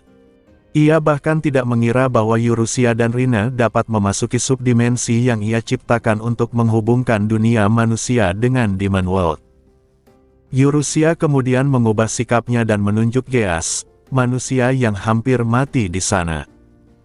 Ia meminta agar Heranes menyerahkan orang itu kepadanya. Heranes menjelaskan bahwa Geas terikat kontrak dengannya. Kontrak para demon bersifat absolut, dan mencoba membatalkannya berarti menyatakan permusuhan langsung kepada Demon Lord. Namun Eurusia hanya tersenyum dan memanggilnya dengan ejekan, monyet. Heranes marah dan langsung bereaksi. Pada saat yang sama, baik Eurusia maupun Heranes bergerak untuk merebut Geas. Tangan mereka bertabrakan, memercikkan kekuatan. Eurusia berhasil melukai pipi Heranes, tetapi Demon Lord itu berhasil meraih Geas dan mundur dengan cepat, melarikan diri melalui pintu bayangan yang terbuka. Eurusia mengakui bahwa lawannya memang kuat. Rine menjelaskan bahwa Demon Lord berusia ribuan tahun memang tidak mudah dikalahkan. Eurusia sempat mempertimbangkan untuk mengejar, tetapi Rine memperingatkan bahwa ruang di balik pintu itu jauh lebih aneh dan berbahaya. Heranes tampaknya sedang meneliti cara menghubungkan berbagai dimensi, dan perjalanan semacam itu bahkan berbahaya bagi seorang Devil. Tak lama kemudian para pengikut Eurusia akhirnya berhasil menyusulnya. Namun mereka membawa seseorang tambahan. Ternyata orang itu adalah Athena, kakak perempuan Eurusia. Athena memandang Eurusia dengan kebencian dan menuduhnya bekerja sama dengan para daemon, bahkan menuduh bahwa Demon Beast yang mereka lihat dulu sebenarnya adalah familiar Eurusia. Eurusia malah merasa terhibur dengan tuduhan itu dan memperlakukan Athena seperti mainan. Ia memerintahkan para pengikutnya untuk membawa Athena keluar, tetapi Athena terus berteriak bahwa ia akan melaporkan semua perbuatan jahat Eurusia kepada ayah mereka. Tiba-tiba Eurusia menjatuhkan Rine dari bahunya dan mendorong Athena masuk melalui pintu besar yang masih terbuka, memasuki ruang lain hanya berdua dengannya. Di tempat itu Eurusia mulai melepaskan aura iblisnya sedikit demi sedikit. Wajah Athena menjadi pucat saat menyadari tekanan yang mengerikan itu. Athena menuduh Eurusia memonopoli kasih sayang ayah mereka sejak lahir dan menyebabkan hidupnya menjadi buruk. Eurusia menyadari bahwa kebencian kakaknya berasal dari kecemburuan yang telah lama dipendam. Kemudian Eurusia memperlihatkan wujud aslinya sebagai demon. Bagian putih matanya berubah hitam dan pupilnya menjadi merah darah, memperlihatkan taring kristal merahnya. Ia langsung menerkam leher Athena yang ketakutan. Eurusia meminum sebagian kecil darah dan memakan setengah jiwa Athena. Jiwa Athena terasa sangat manis baginya, bahkan lebih lezat dari kebanyakan orang.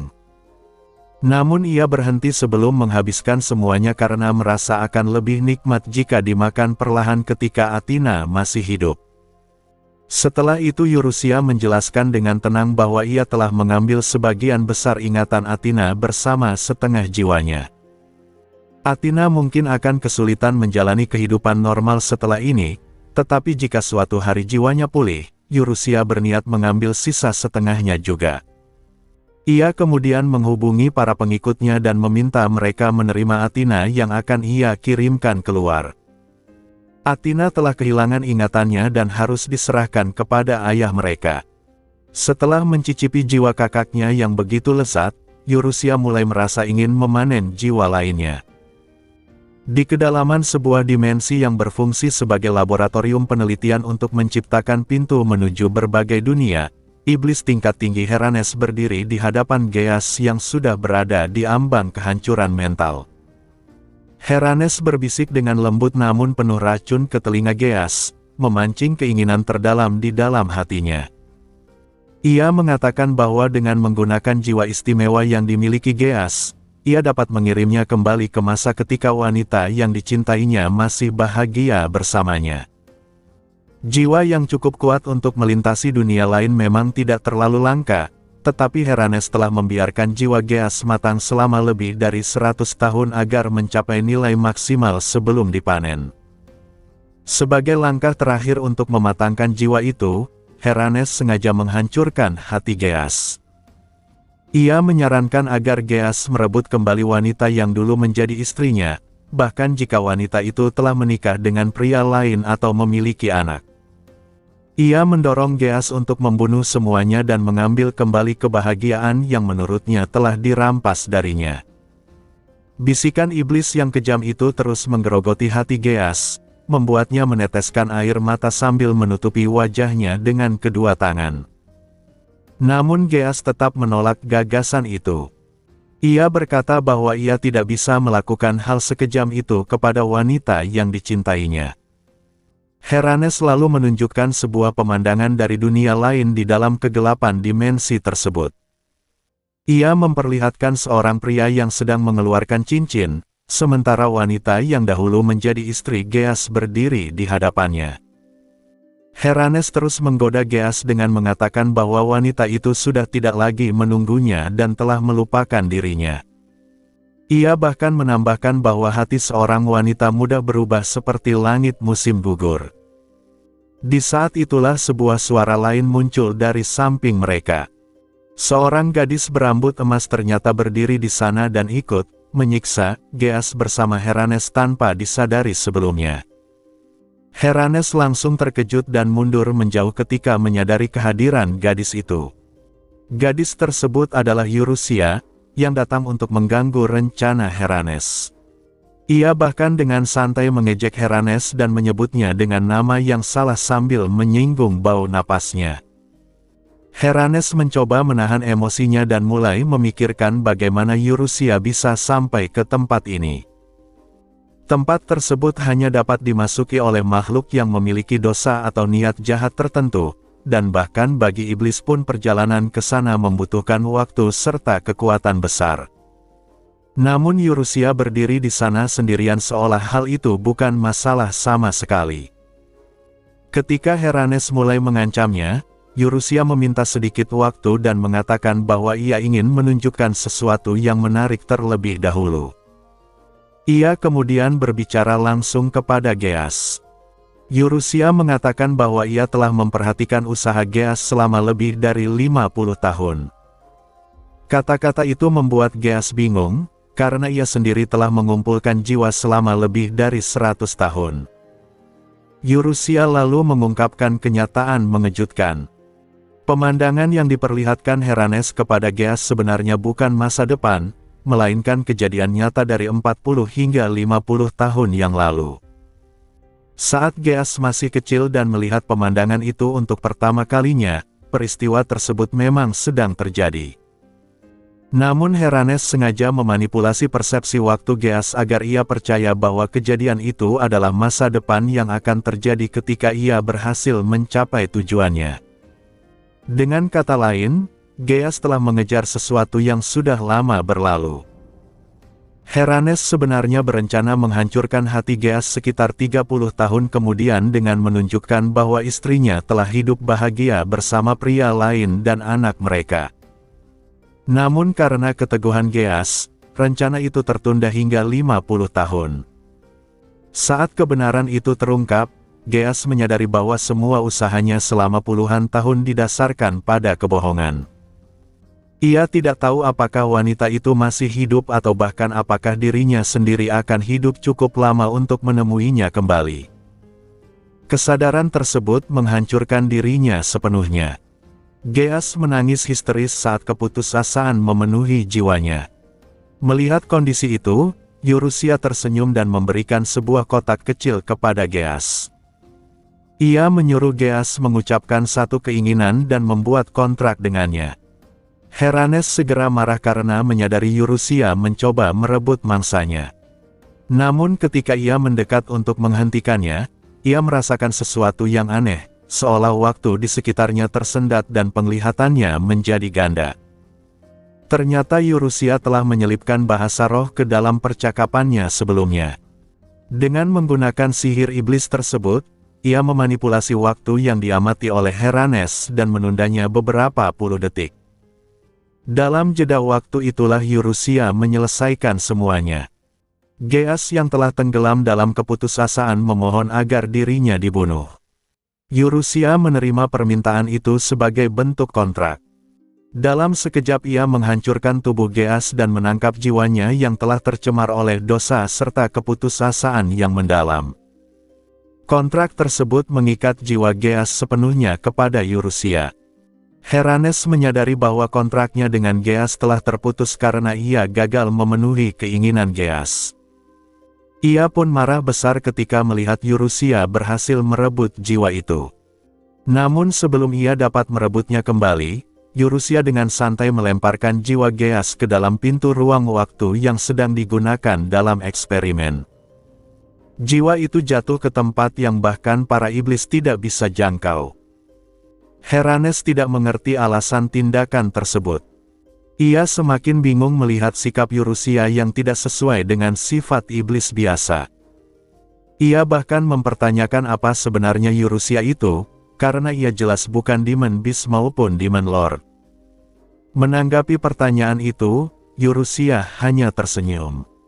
Dengan senyum yang manis sekaligus mengerikan, ia menyebut dirinya sebagai Demon Princess. Permusuhan antara kedua iblis tingkat tinggi itu pun meledak. Kekuatan mereka saling berbenturan hingga dimensi tempat mereka berada mulai retak dan hancur. Pertarungan antara Yurusia dan Heranes berlangsung tanpa kata-kata, menghancurkan ruang tersebut berulang kali, dan pertempuran itu terus berlanjut selama berbulan-bulan tanpa henti. Seorang pria lahir di sebuah kota kecil di Jepang. Sejak lahir ia merasa ada sesuatu yang aneh dalam dirinya. Ia terkadang merasakan sensasi seperti menerima semacam hadiah wajib yang tidak ia mengerti, dan ia juga sesekali memperhatikan merek-merek asing yang terasa akrab baginya meskipun ia tidak mengetahui asalnya. Namun selain perasaan aneh itu, hidupnya berjalan seperti orang biasa. Ia tumbuh secara normal, menjalani masa kecil, sekolah, dan kehidupan sehari-hari tanpa sesuatu yang terlalu luar biasa. Sejak kecil ia memiliki kepekaan yang kuat terhadap kasih sayang keluarga. Ia juga selalu merasa bahwa dirinya sedang mencari seseorang. Ia tidak tahu siapa orang itu ataupun di mana tempat yang ingin ia tuju, tetapi di dalam hatinya ada perasaan kuat bahwa ia ingin kembali ke suatu tempat yang tidak ia ketahui.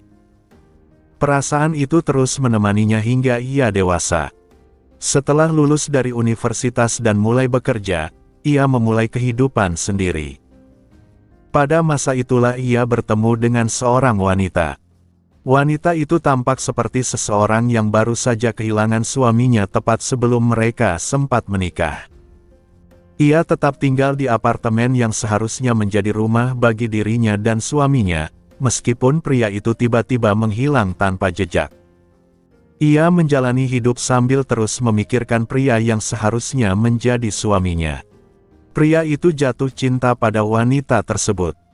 Wanita itu bukanlah seseorang yang luar biasa cantik, tetapi saat ia melihatnya menangis, hatinya tersentuh. Tanpa sadar ia mulai berbicara dengannya dan mencoba mendekatinya. Pada awalnya wanita itu menolaknya. Namun pria itu tidak menyerah. Ia merasa bahwa wanita itulah orang yang selama ini ia cari sejak ia dilahirkan. 3 tahun berlalu.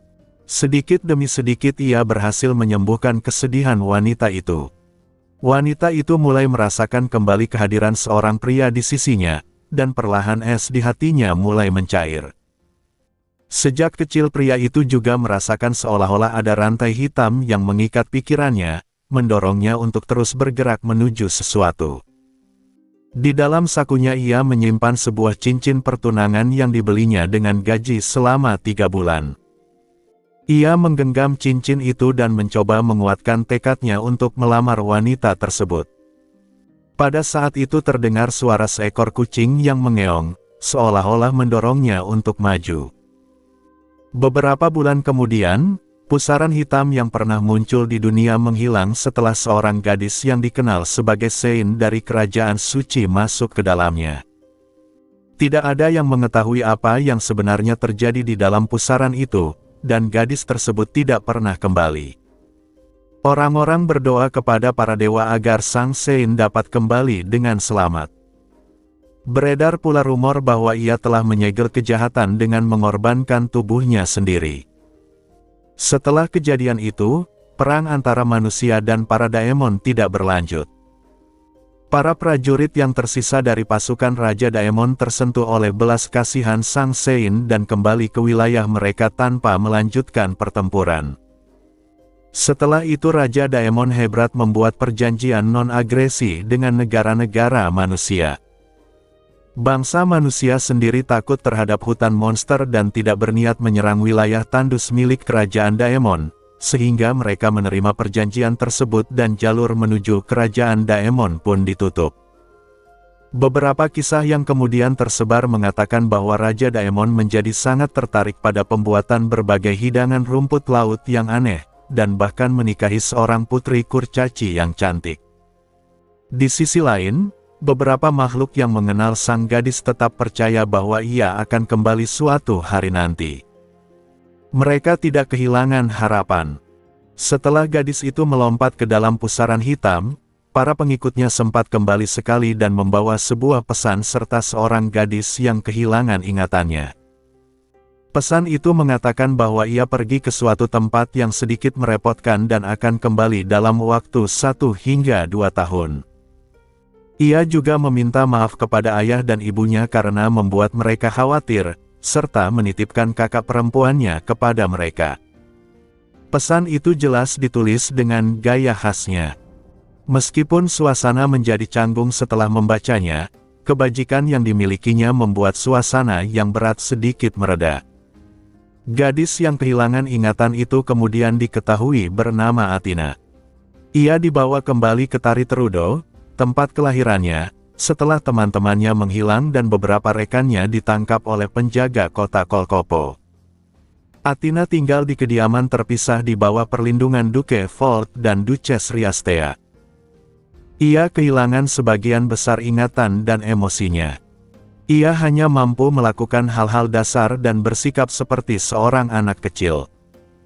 Riastea merasa kasihan padanya dan merawatnya seperti anak sendiri.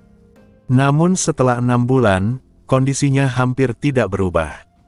Athena sering melamun sepanjang hari. Para pelayan yang dulu pernah terluka oleh tindakannya awalnya membencinya, tetapi lama-kelamaan mereka mulai berbicara dengannya dengan ramah. Athena perlahan belajar berbicara kembali, tetapi emosinya hampir tidak kembali. Hanya ada satu orang yang kadang membuatnya tersenyum, yaitu seorang anak laki-laki yang dikenal sebagai prajurit suci dari kerajaan suci. Anak laki-laki itu adalah kerabat sekaligus teman masa kecil Athena. Ia menyesal tidak mampu menghentikan Athena pada masa lalu, sehingga ia datang mengunjunginya setiap beberapa hari. Di tempat lain, teman-teman Sang Sein merasakan kesepian karena tidak dapat bertemu dengannya. Mereka percaya bahwa ia masih hidup, tetapi tetap merasa hampa. Beatrice suatu hari bertanya kepada Timothy kapan Eurusia akan kembali. Mereka berbicara di taman istana Kekaisaran Kyle. Timothy menenangkannya sambil memegang bahunya. Beatrice sebenarnya masih merasa canggung karena kini ia menjadi kandidat utama untuk menjadi tunangan pangeran pertama, yang juga berarti menjadi calon istri Timothy. Meskipun begitu, hubungan mereka tampaknya berjalan cukup baik. Sementara itu Noel, pahlawan muda kerajaan suci yang berusia 13 tahun, dianugerahi gelar Count setelah berhasil menahan serangan pasukan Raja Daemon. Demi meningkatkan jaringan sosial dan pendidikan bangsawan, ia dipaksa masuk ke sekolah sihir di ibu kota meskipun sebelumnya tidak pernah bersekolah di sana. Noel sering keluar sekolah saat libur untuk mencari Eurusia. Namun sebagai seorang pahlawan pun ia tidak mungkin menembus dimensi lain, sehingga ia hanya bisa merasa frustrasi. Dahulu banyak siswi yang mengelilinginya, tetapi sekarang tidak ada yang berani mendekat dan hanya mengamatinya dari kejauhan. Hanya Sally yang selalu mengikuti Noel. Ia mengatakan bahwa ia ingin membantu mencari Eurusia. Noel berusaha menolak karena tempat yang ia tuju berbahaya, tetapi Sally bersikeras. Ia bahkan menunjukkan latihan pedang yang ia pelajari dari para pengawal Eurusia, meskipun ayunannya tidak cukup kuat untuk melukai serangga. Noel hanya bisa menghela napas karena ia memahami usaha Sally dan tidak tega menolaknya. Semua orang yang mengenal Sang Sein percaya bahwa Eurusia masih hidup, tetapi mereka ingin ia segera kembali. Eurusia sendiri saat itu berada di dimensi lain setelah pertarungan panjang dengan Demon Lord Heranes. Ia menyerap kebencian yang tersisa dari demon tingkat tinggi yang telah lenyap, yang rasanya bagi dirinya seperti pancake mentega dengan es krim vanila dan madu. Setelah pertarungan panjang, kekuatan sihirnya hampir habis. Ia duduk di atas puing-puing lantai dimensi yang hancur sambil memakan gurita yang dibumbui dengan jiwa-jiwa untuk memulihkan sihirnya. Pertarungan itu sangat berat, dan kemenangan akhirnya ditentukan oleh ketahanan. Dimensi tempat ia berada telah hancur. Lantai dan langit-langit hampir tidak tersisa. Jalan yang sebelumnya ia gunakan untuk datang sudah runtuh sepenuhnya. Ia memutuskan untuk menunggu sampai kekuatan sihirnya pulih sambil menunggu sesuatu yang telah ia persiapkan sebelumnya. Tiba-tiba Rina muncul dalam wujud kucing hitam dan mendarat di bahunya. Eurusia langsung memeluk dan mengelusnya dengan senang. Ia menjelaskan bahwa selama pertarungan ada seseorang yang mengajarinya cara bertarung, seseorang yang ia sebut sebagai Oni-chan. Sosok itu muncul dalam mimpi dan mengaku sebagai saudara yang telah mengembara melintasi dimensi selama ribuan tahun. Eurusia kemudian mengatakan bahwa ia harus menemukan cara untuk kembali ke dunianya. Ia telah menyiapkan rencana terakhir.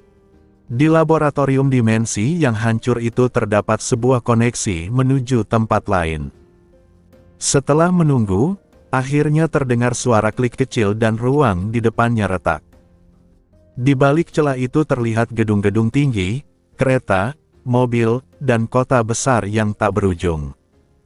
Itu adalah dunia yang pernah ia lihat dalam mimpinya, dunia modern. Ia sengaja melepaskan jiwa Geas sebelumnya untuk menemukan dunia tersebut. Dunia itu penuh dengan manusia dan jiwa-jiwa dalam jumlah tak terhitung, banyak di antaranya begitu tercemar sehingga menjadi sumber kekuatan baginya. Eurusia memutuskan untuk pergi ke dunia itu sementara waktu untuk mengumpulkan jiwa dan memulihkan kekuatannya sebelum kembali ke rumah tempat ayah, ibu, dan semua orang menunggunya. Dengan senyum yang sangat gembira, ia menyapa dunia yang penuh cahaya itu seperti seorang tamu yang baru pertama kali datang. Ia pun melangkah menuju dunia tersebut sebagai seorang demon yang datang berkunjung.